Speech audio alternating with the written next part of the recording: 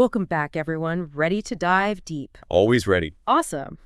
Today, we're getting introspective, exploring the world of spiritual awareness. Oh, interesting. Using this piece called the Spiritual Awareness Test, insights into the questions and answers Okay. from a website called The Spiritual Seek. I see. And it's fascinating. They use all these questions to make you really think about your relationship Right. with, like yourself and the world around you. Yeah, yeah.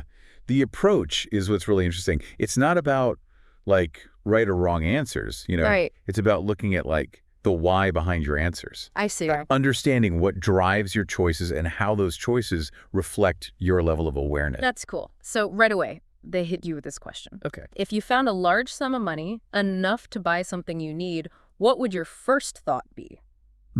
Think about that for a sec. Hold on to that thought as we go through some of the key themes. Got it. So the piece starts by comparing good sense and common sense, arguing that just blindly accepting what society tells you can actually hold back your spiritual growth. Yeah, I can see that. It's suggesting that we often just go through life on autopilot, absorbing beliefs and behaviors without ever really stopping to ask if they're actually true for us. Right. Right. So it's about breaking free from that, right? Yeah. Becoming more aware of the things that shape our thinking. Exactly. Think about the pressure to always be chasing more money. Yeah. Is that really fulfilling?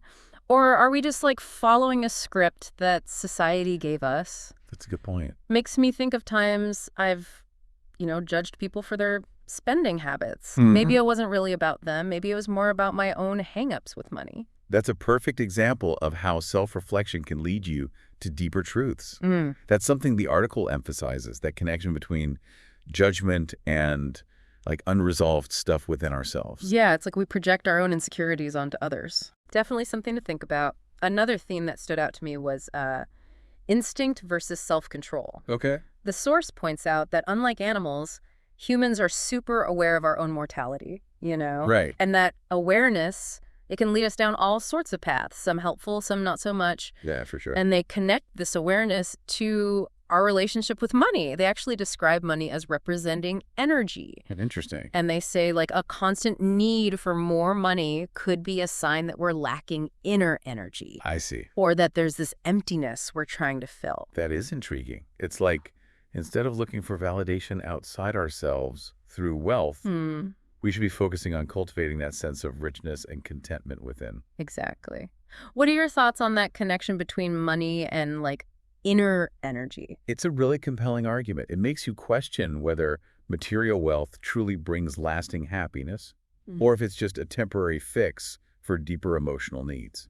And speaking of material things, this next section really grabbed me. It's called Materialism and Consumerism. Oh, okay. And they don't hold back at all. Oh. They actually quote Fight Club.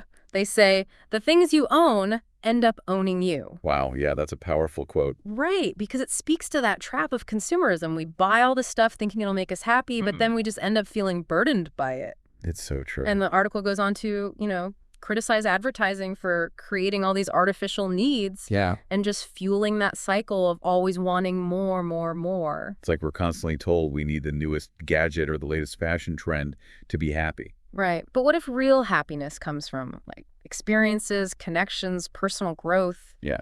Not from the things we own. Absolutely. Makes you wonder, what do we truly need versus what have we been conditioned to want?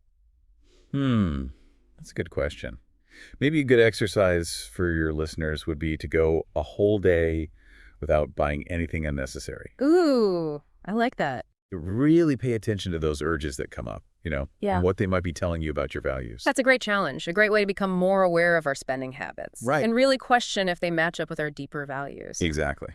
Okay, shifting gears a bit, the article also delves into introversion and extroversion. Okay. And specifically, they connect noise tolerance to spiritual sensitivity. Interesting. How so?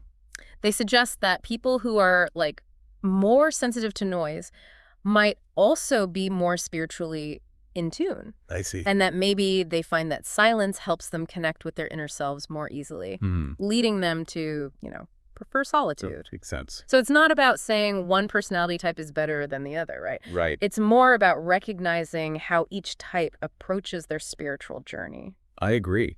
Some people thrive in quiet stillness, while others find energy and connection in social settings. Exactly. The key is knowing yourself and what helps you tap into that deeper awareness. Now, this next section, it really got me thinking. It's called doubts versus certainties. Mm.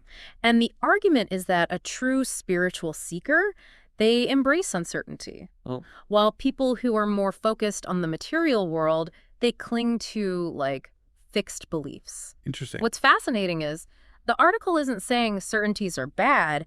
It's more about recognizing that holding on too tightly to them can actually block our spiritual growth. Right, if we're always certain, we close ourselves off to new perspectives and possibilities. Exactly.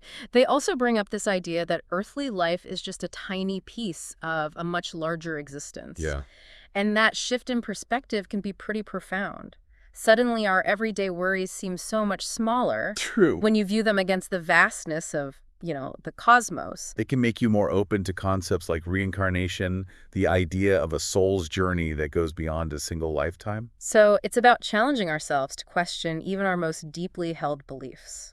What's a certainty you've held that you've never really questioned? That's a great question to ponder. It actually leads nicely into another contrast the article presents.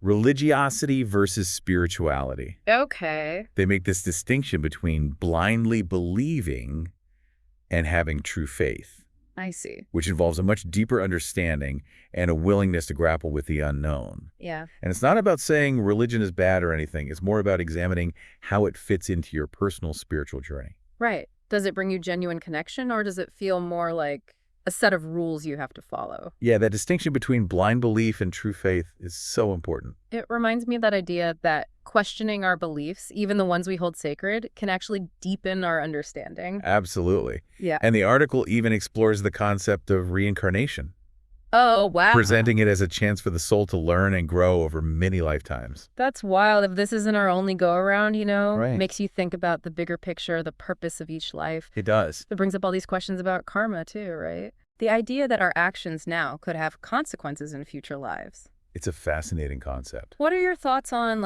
how different spiritual traditions view reincarnation? Oh, there's a huge variety of beliefs and interpretations, even within the same tradition. I bet. Like in Hinduism, reincarnation is central.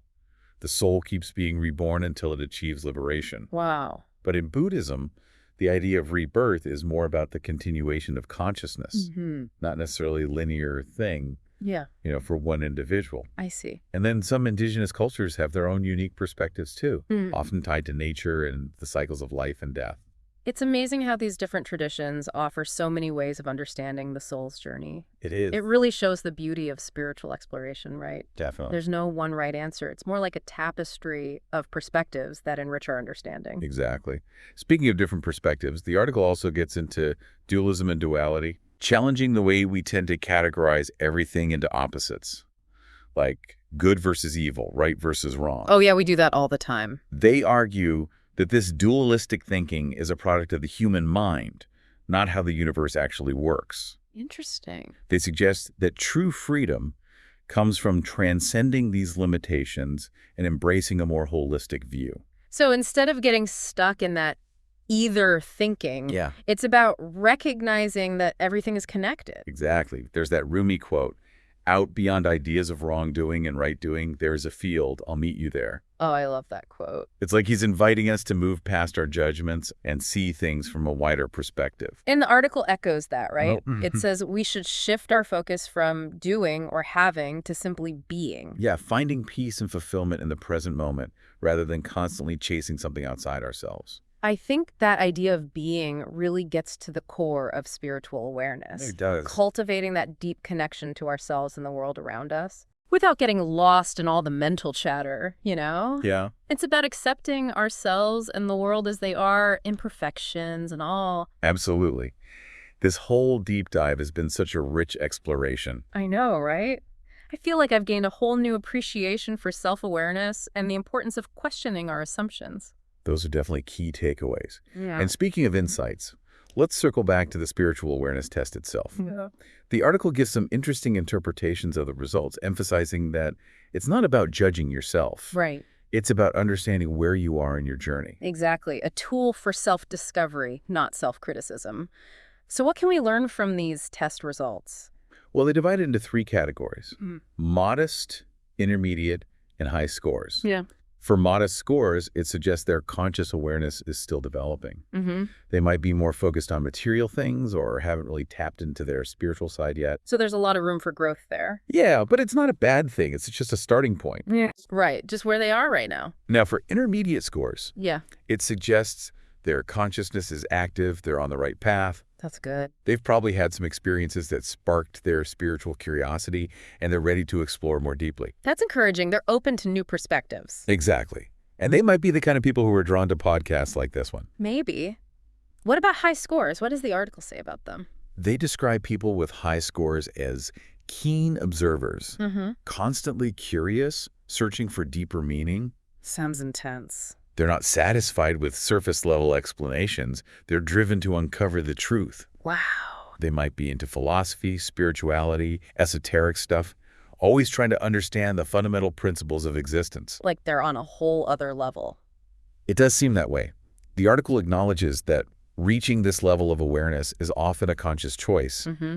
and that there's no turning back from this path. Wow. The yearning for deeper understanding, it can't be ignored. So powerful. It really speaks to how transformative a spiritual awakening can be. It does. Now, the article also mentions something called the spiritual awakening test. Okay. How is that different from the spiritual awareness test? Well, the awareness test focuses on gauging your current level. Right. But the awakening test goes deeper into the process of awakening itself. I see. It looks at 4 interconnected spheres of interest: detachment, disillusionment, inconvenience, and symptomatology. Okay, let's break those down. What does detachment mean in this context? It's about letting go of attachments to worldly things, Okay. like possessions, money, jobs, even relationships. That's a lot to let go of. It is. It's about recognizing that true fulfillment comes from within, not from external things. I can imagine that's a really tough concept for a lot of people. It definitely goes against a lot of what our society values, like wealth and status. For sure. But it's a process that often happens gradually, as we start to see that material things are impermanent Mm-hmm. and that external validation doesn't last. The article emphasizes that detachment isn't about physically getting rid of everything. Yeah. It's about shifting your internal perspective. More of a mental and emotional detachment. Exactly. Like understanding that your true worth isn't tied to what you own or achieve in the material world. That makes sense. And that brings us to disillusionment. Right. Yes, the next sphere of interest. It sounds a little scary. What does that involve? It's about letting go of illusions, those false certainties we've been clinging to. Okay. As we awaken, we start to see the world differently, and some of our old beliefs and assumptions, they just fall apart. I bet that can be painful. It can be a tough process, confronting the gap between what we thought was true and what we're now coming to understand. Yeah. But ultimately, it leads to a more authentic and grounded understanding of reality. It's like those moments when the scales fall from our eyes and we see things as they really are. Exactly. It can Yeah. be jarring, but it's an essential part of the process. So we let go of the stories we tell ourselves and embrace a more, I guess, complex understanding of ourselves and the world. Right. And that brings us to inconvenience, which is an interesting one. Yeah, inconvenience doesn't exactly sound like spiritual bliss. Right. But the article argues that a life of constant comfort and ease doesn't necessarily lead to spiritual growth. Hmm.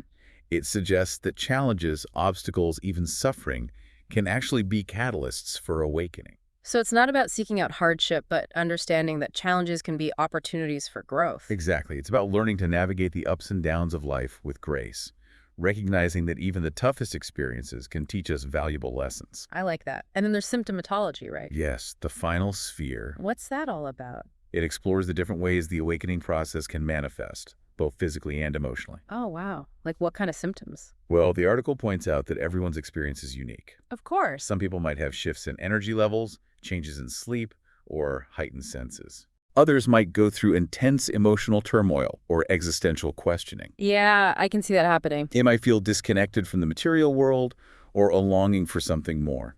It sounds like it's not always a smooth and peaceful journey. Definitely not. It can be a real roller coaster. So it's important to recognize these things as part of the process and not be afraid to ask for help if needed. Absolutely. Yeah. Everyone's path is unique, and what might be challenging for one person could be a breakthrough for another. That's a good point. Now, let's step back for a second and reflect on some of the bigger themes we've talked about today. Okay. What stood out to you as particularly insightful or thought-provoking? For me, it's that idea of shifting from doing and having to simply being. It is a profound shift. I think it speaks to what it means to live a more mindful and fulfilling life. It's about letting go of the constant striving and finding contentment in the present moment. Yeah, exactly. And I also appreciate how much the article emphasized questioning our beliefs, even the ones we hold most dear. It's easy to get stuck in our own limited perspectives. It is. It's like that saying, the unexamined life is not worth living. Right. If we're not willing to question things, Yeah. we're basically just going through the motions. On autopilot. Yeah, missing out on all the richness that comes with self-discovery. Absolutely. And it goes back to that idea of duality we're talking about. When we cling to rigid beliefs and refuse to even consider other perspectives, we create this separation. Between ourselves and the world. Exactly. And that can lead to so much conflict. Yeah, absolutely, both within ourselves and in our relationships with others. It's like we're building walls instead of bridges. Yeah, it is. Yeah. But when we cultivate open-mindedness, that willingness to question, Yeah. we start to see how interconnected everything really is. It's like a shift from scarcity to abundance. Yes. Instead of seeing limits and competition, we see all the possibilities. And the interconnectedness of all beings. This whole deep dive has been such a journey, It's really pushed me to think in new ways. I'm glad to hear that. And before we wrap up, Okay. I want to leave you with one final question. All right. Inspired by the source material, Okay. they suggest this thought experiment where you imagine a world without money or jobs. Wow. Okay. In that world, what would your purpose be? What would truly fulfill you? That's a big question. It is. It makes you strip away all the external stuff and really think about your core essence. Exactly. What would you do if you weren't driven by the need to make money or accumulate things? It's about finding those passions and desires that get buried under, all the expectations. Yeah, the demands of everyday life. So what lights you up? What makes you feel truly alive? This deep dive has been an amazing exploration of spiritual awareness. We've questioned, reflected, and reevaluated how we see the world. From the nuances of good sense versus common sense, to the pitfalls of materialism and the profound implications of reincarnation and duality. It's been a wild ride. It has. And I hope this has given you some new insights and questions to keep exploring. Remember, this is just the beginning. The path of spiritual awareness is a lifelong journey. And the more we learn, the more we realize how much more there is to uncover. So keep exploring, keep questioning, and keep seeking. The journey is yours to create. Thanks for joining us on this deep dive. Thanks for having me.